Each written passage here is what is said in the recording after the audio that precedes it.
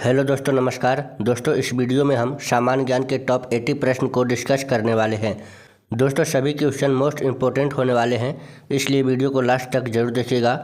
दोस्तों, 80 में से आप कितने क्वेश्चन का जवाब दे पा रहे हैं, कितने क्वेश्चन का जवाब आप लोगों को पता है, ये आप कमेंट बॉक्स में कमेंट करके ज़रूर बताएं। तो चलिए हम बिना देर के अपने सवाल की ओर बढ़ते हैं। तो आज का हमारा पहला सवाल दिया गया है, ताप्ती नदी का उद्गम किस पर्वत श्रेणी से है? तो पहला का सही जवाब क्या हो जाएगा? ऑप्शन सी, ठीक है। सतपुड़ा श्रेणी से ताप्ती नदी का उद्गम होता है। चलिए हमारा अगला सवाल है, जीडीपी का पूरा नाम क्या है? तो जीडीपी का पूरा नाम हो जाएगा ऑप्शन ए, ठीक है, ग्रोस डोमेस्टिक प्रोडक्ट। इसका सही जवाब ऑप्शन ए हो जाएगा। चलिए हमारा अगला सवाल है, विश्व में कोयले का सबसे बड़ा उत्पादक देश कौन सा है? तो 3 नंबर का सही जवाब हो जाएगा ऑप्शन डी, चीन में जो है सबसे ज़्यादा कोयला उत्पादन होता है। चलिए हमारा अगला सवाल है, चोल वंश की राजधानी क्या थी? तो चोल वंश की राजधानी हो जाएगा ऑप्शन सी, तंजावुर, ठीक है। चलिए अगला सवाल है, प्रयाग प्रशस्ति का वर्णन किसने किया है? तो प्रयाग प्रशस्ति का वर्णन हो जाएगा ऑप्शन बी, हरिसेन ने किया था। चलिए अगला सवाल है, हड़प्पा सभ्यता किस युग की मानी जाती है? तो 6 नंबर का हो जाएगा ऑप्शन बी, कांस्य युग। चलिए अगला सवाल है, लूनी नदी अपना जल कहाँ गिराती है? तो 7 नंबर का हो जाएगा ऑप्शन बी, कच्छ का रण।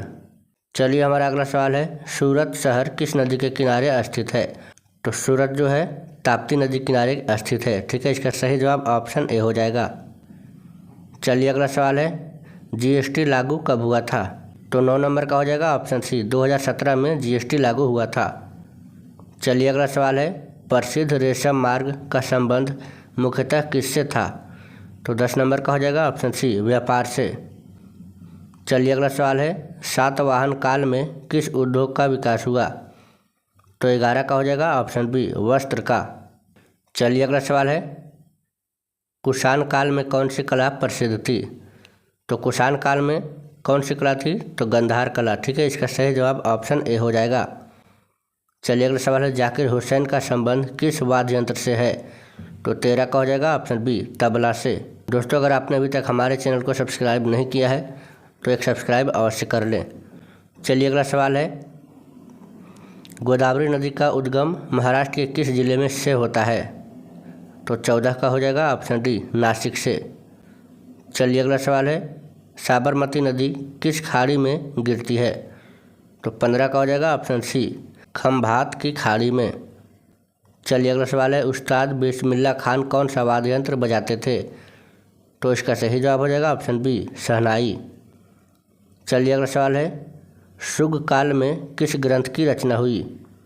तो इसका सही जवाब हो जाएगा ऑप्शन डी, मनुस्मृति का। चलिए अगला सवाल है, मुद्रा राक्षस के लेखक कौन है? तो 18 का हो जाएगा ऑप्शन सी, विशाख दत्त। चलिए अगला सवाल है, सबसे प्राचीन भारतीय वाद्य यंत्र कौन सा है? तो सबसे प्राचीन हो जाएगा बीना, ठीक है। इसका सही जवाब ऑप्शन बी हो जाएगा। चलिए अगला सवाल है, कुषाण काल में किस प्राचीन भाषा का विकास हुआ? तो इसका सही जवाब हो जाएगा 20 नंबर का ऑप्शन बी, ठीक है, संस्कृत। चलिए अगला सवाल है, वृद्ध गंगा के नाम से किस नदी को जाना जाता है? तो इसका सही जवाब हो जाएगा ऑप्शन बी, गोदावरी नदी को। चलिए अगला सवाल है, राज्यसभा के अधिकतम सदस्य कितने हो सकते हैं? तो इसका सही जवाब हो जाएगा ऑप्शन सी, 250। चलिए अगला सवाल है, सातवाहन वंश के सिक्के किस धातु के बने थे?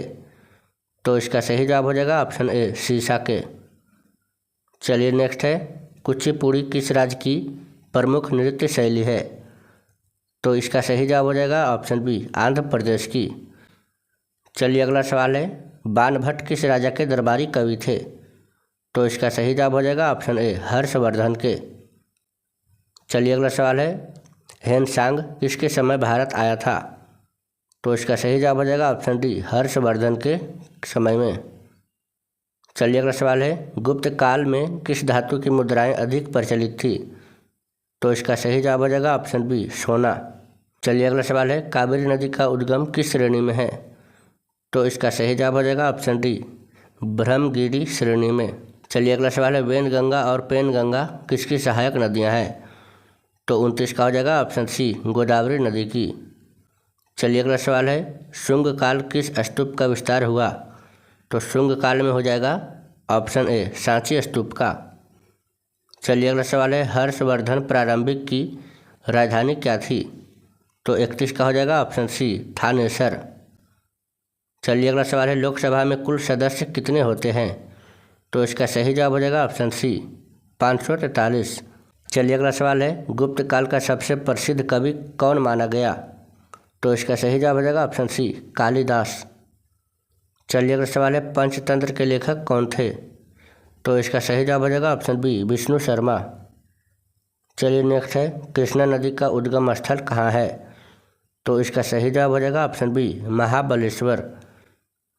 चलिए अगला सवाल है, दक्षिण भारत की गंगा किस नदी को कहा जाता है? तो इसका सही जवाब हो जाएगा ऑप्शन बी गोदावरी नदी को दक्षिण भारत की गंगा कहा जाता है। चलिए अगला सवाल है, आर्यभट्ट किस काल के प्रसिद्ध गणितज्ञ थे? तो इसका सही जवाब हो जाएगा ऑप्शन ए गुप्त काल के प्रसिद्ध गणितज्ञ थे आर्यभट्ट। चलिए अगला सवाल है, प्रसिद्ध विजय स्तंभ कहाँ पर स्थित है? तो इसका सही जवाब हो जाएगा ऑप्शन बी चित्तौड़गढ़ में। चलिए अगला सवाल है, ब्रह्मगुप्त किस क्षेत्र से संबंधित थे? तो इसका सही जवाब हो जाएगा ऑप्शन डी गणित। चलिए अगला सवाल है, संविधान सभा के अध्यक्ष कौन थे? तो इसका सही जवाब हो जाएगा option B doctor Rajendra Prasad. चलिए अगला सवाल है, खजुराहो के मंदिरों का निर्माण किसने करवाया था? तो इसका सही जवाब हो जाएगा ऑप्शन बी चंदेल राजपूत। चलिए नेक्स्ट है, कुषाण वंश का मूल रूप से किस क्षेत्र से आया? तो इसका सही जवाब हो जाएगा ऑप्शन बी मध्य एशिया से। चलिए अगला सवाल है, भारतीय संविधान कब लागू हुआ? तो इसका सही जवाब हो जाएगा ऑप्शन सी 26 जनवरी 1950 को। चलिए अगला सवाल है, आज़ाद हिंद फौज का गठन किसने किया? तो इसका सही जवाब हो जाएगा ऑप्शन सी सुभाष चंद्र बोस ने। चलिए अगला सवाल है, भगत सिंह को कब फांसी दी गई? तो इसका सही जवाब हो जाएगा ऑप्शन बी 1931 में। चलिए अगला सवाल है, प्रसिद्ध दिलवाड़ा मंदिर कहाँ पर स्थित है? तो इसका सही जवाब हो जाएगा ऑप्शन बी माउंट आबू में। चलिए अगला सवाल है, सूर्य सिद्धांत किससे संबंधित है? तो इसका सही जवाब हो जाएगा ऑप्शन बी खगोल विज्ञान से। चलिए अगला सवाल है, सातवाहन अभिलेख किस लिपि में है? तो इसका सही जवाब हो जाएगा ऑप्शन ए ब्राह्मी में। चलिए अगला सवाल है, भारत में खोजा गया सबसे पुराना शहर कौन सा है? तो इसका सही जवाब हो जाएगा ऑप्शन बी हड़प्पा।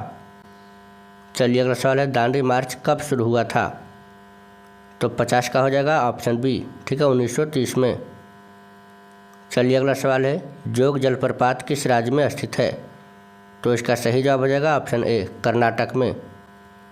चलिए अगला सवाल है, गुप्त काल में कौन सा धर्म सर्वाधिक प्रमुख था?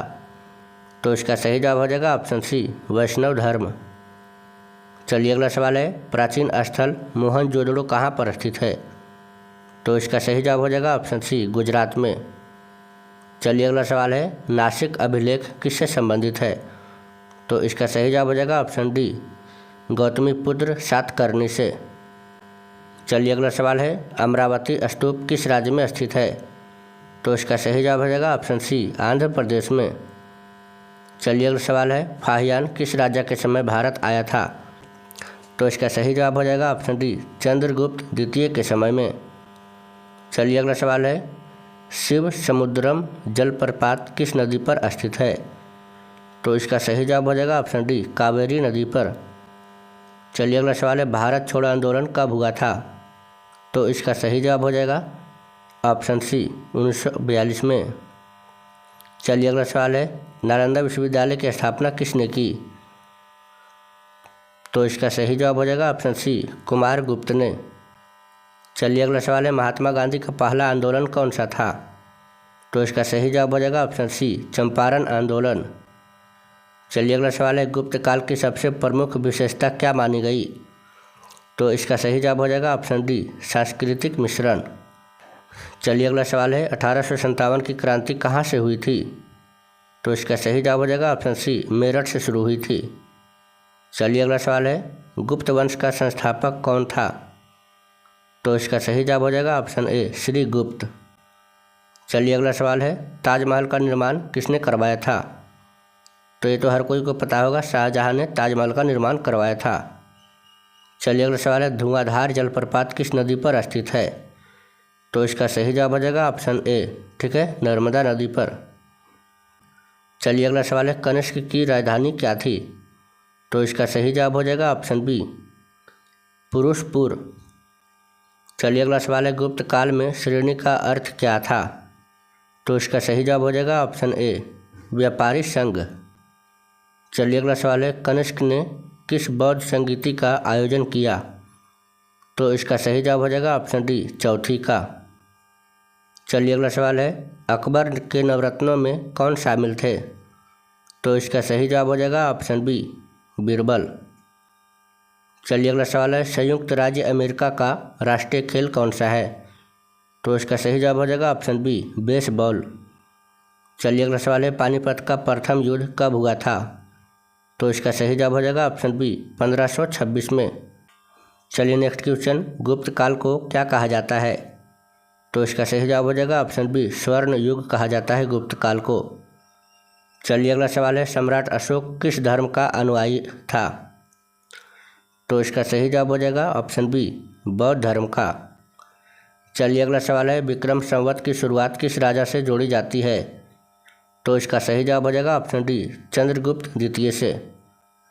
चलिए अगला सवाल है, चंद्रगुप्त द्वितीय को अन्य किस नाम से जाना जाता है? तो इसका सही जवाब हो जाएगा ऑप्शन सी, विक्रमादित्य के नाम से।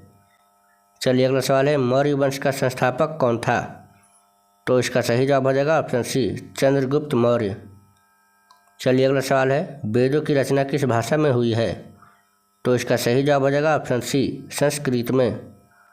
चलिए अगला सवाल है, सिंधु घाटी सभ्यता की खोज कब हुई थी? तो इसका सही जवाब हो जाएगा ऑप्शन सी, 1921 में। चलिए अगला सवाल है, धुआंधार जलप्रपात मध्य प्रदेश के किस शहर में है? तो इसका सही जवाब हो जाएगा ऑप्शन ए, जबलपुर में। चलिए अगला सवाल है, प्रसिद्ध जगन्नाथ मंदिर किस राज्य में स्थित है?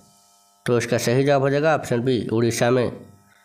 दोस्तों हमारा आखिरी सवाल, भारत पर आक्रमण करने वाला प्रथम मुस्लिम कौन था? दोस्तों इस प्रश्न का सही जवाब क्या होगा, आप लोग कमेंट बॉक्स में अवश्य बताएं। दोस्तों अगर वीडियो पसंद आई है तो वीडियो को एक लाइक अवश्य करें और अपने दोस्तों के साथ शेयर करना ना भूलें। साथ ही रोजाना इस तरह का जीके देखने के लिए हमारे चैनल ज्ञान चक्र को एक सब्सक्राइब अवश्य करें। तो मिलते हैं किसी नए वीडियो में, तब तक के लिए जय हिंद, जय भारत।